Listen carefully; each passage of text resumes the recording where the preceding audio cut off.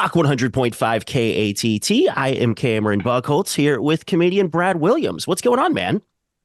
Hey, buddy. Good to be here. Thank you so much for having me. Very, very excited to talk to you and all your fans in Oklahoma. Indeed, man, because you are going to be here next week, next Wednesday, the 17th, out in Midwest City at the Hudiburg Chevrolet Center there at Rhodes State College. And it's going to be awesome.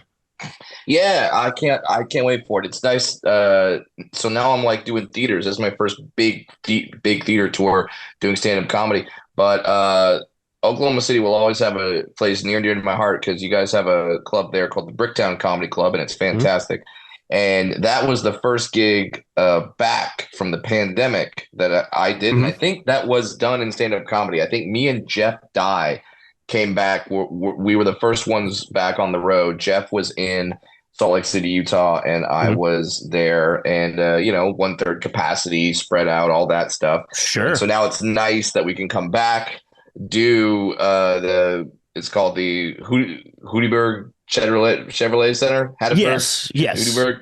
The big fancy theater at Rose State College. Like people Rose know it. State People know it. College. I can Yeah. say that. All Yeah. right. And now we're doing this big fancy theater at Rose State College, and it's going to be a packed house. So I love it. There's a few tickets still remaining, and I'd love for your fans to get those last Mhm. few tickets. But to go from the middle of the pandemic, couldn't do a meet and greet, couldn't even talk to my opening acts, and it's one third capacity and all that to now a packed theater, and I'll do a meet and greet afterward, take photos with anyone and everyone that wants to, I don't know, take a photo with a dwarf that's probably worth good luck, a couple of wishes maybe.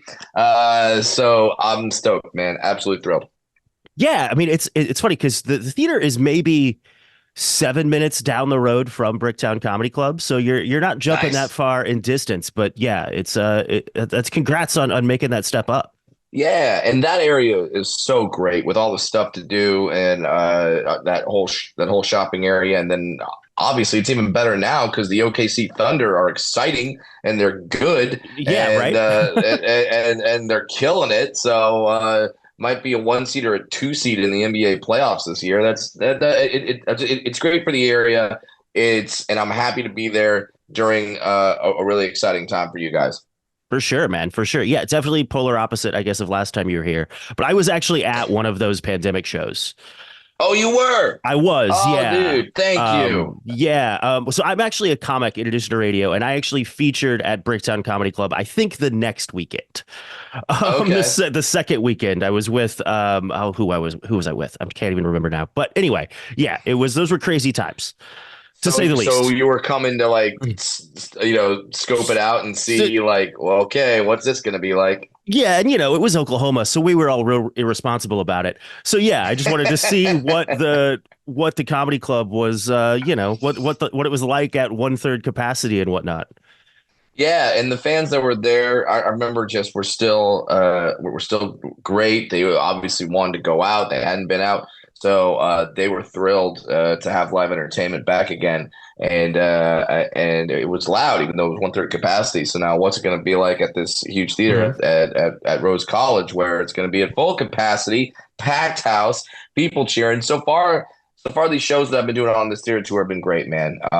The crowds had a lot of energy. Doing a show for a theater is different than a club. There's a different energy, a different feel, and but it's everything's bigger, which you would think would be scary for a dwarf like myself, but it's not. It just makes the show more exciting.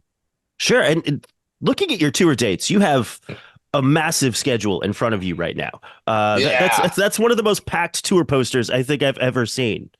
yeah, we're doing and this has been going on all year. So at the end of the day, at the end of the year, it'll be over 90 different cities. It'll be over 7 countries. It's doing a world tour. It's crazy. Listen, man, the iron is hot, so I gotta strike. And then hopefully in 2025, I will see my wife and kid Yeah, again. I've heard they're lovely people. sure. I've heard they're really cool, and I would love to hang out with them more.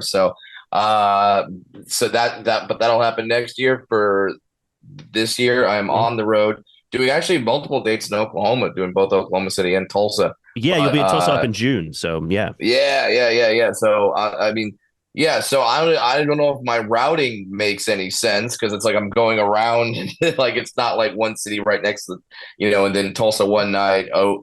OKC the next. No, let's go up and do the Northeast, the Northwest, and any and all in between, and then come back to Oklahoma. So, but the tour is really exciting, man. And here's the thing: get there on time. For those of you who think this is a concert where you can skip the Mhm. opening act, do not skip the opening act. The opening act is a comedian named JB Ball who has a special right now on YouTube that's doing absolute gangbusters. It's called "It's My Privilege," and he's great. So he's been getting standing ovations before me.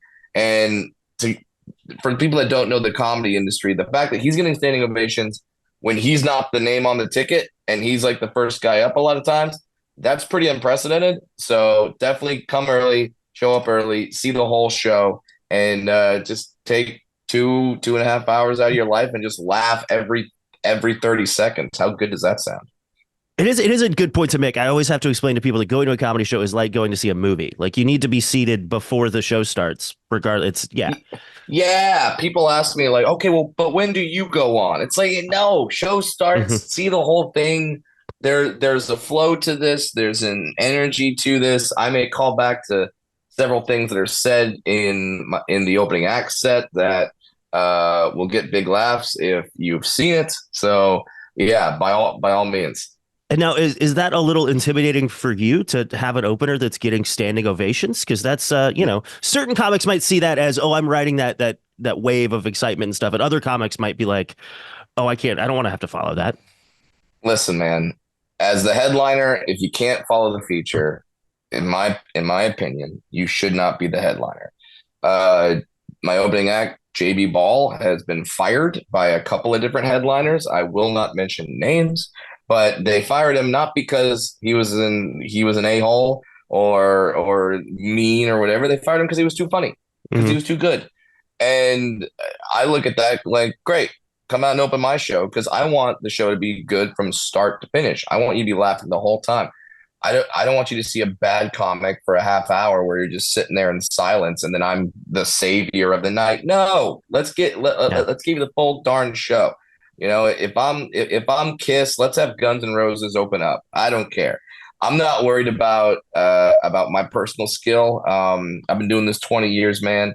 I'm pretty good at the job now, and I'm confident in my abilities. So yeah, get a standing ovation before me, and then I'll get my own, and then the audience walks away saying, "Wow, that was worth it to see Brad Williams," but also they're a new fan of my opener, JB Ball. So no, I'm not.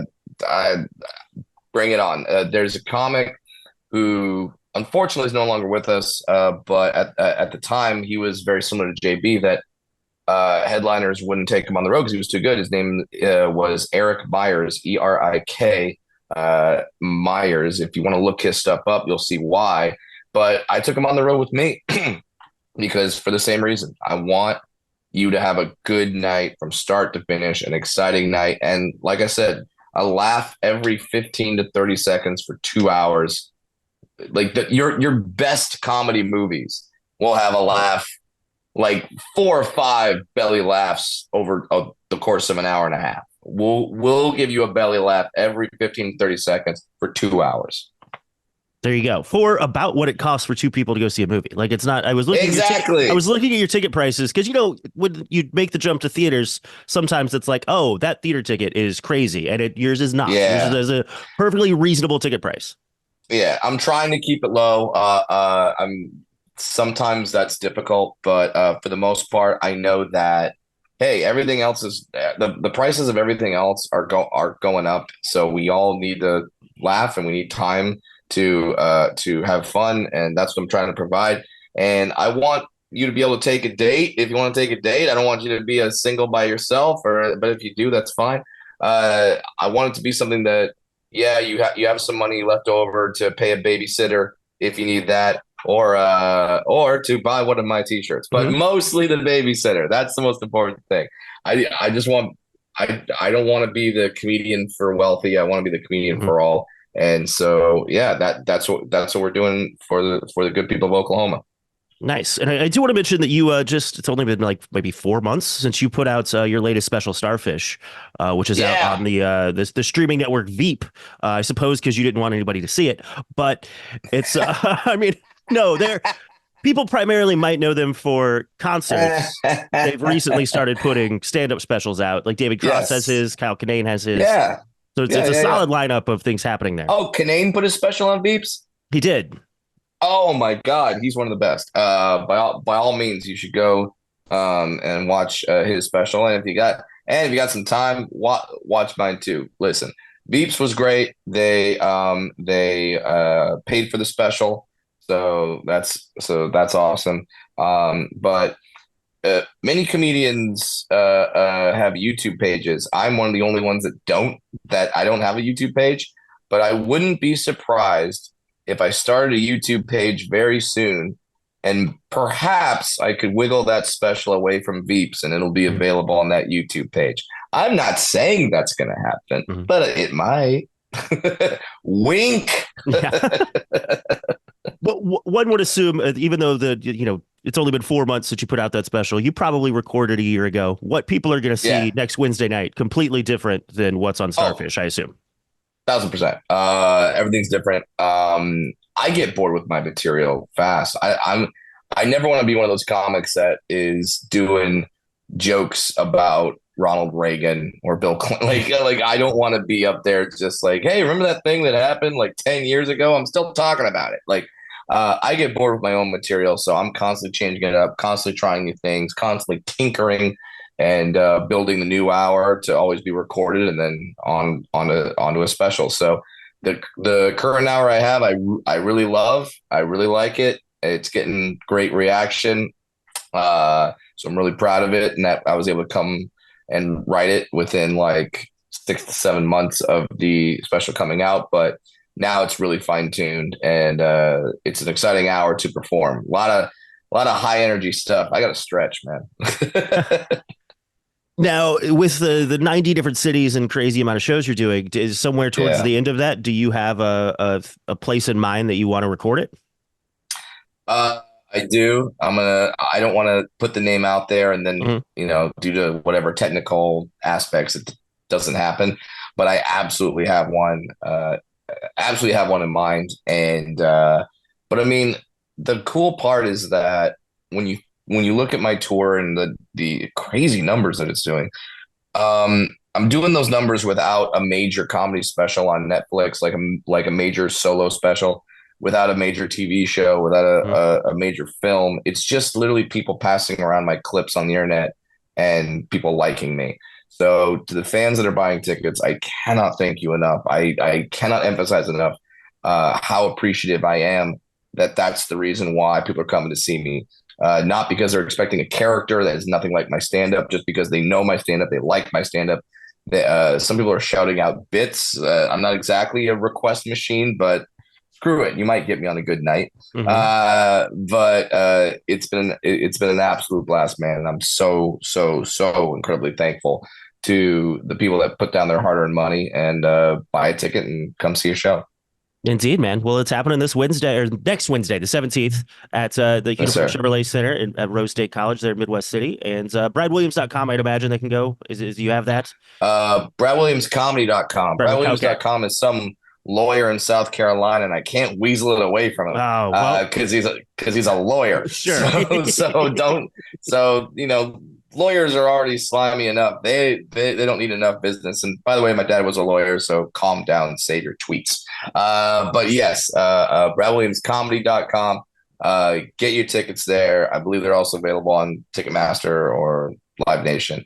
Yeah. We'll have a good time on a Wednesday. On a Wednesday. What kind of party animals are coming out on a Wednesday? I'm gonna love to see that crowd. It's gonna be great. Indeed, man. Well, thank you so much for the time, and we'll see you next week. Can't wait, buddy. Thank you so much.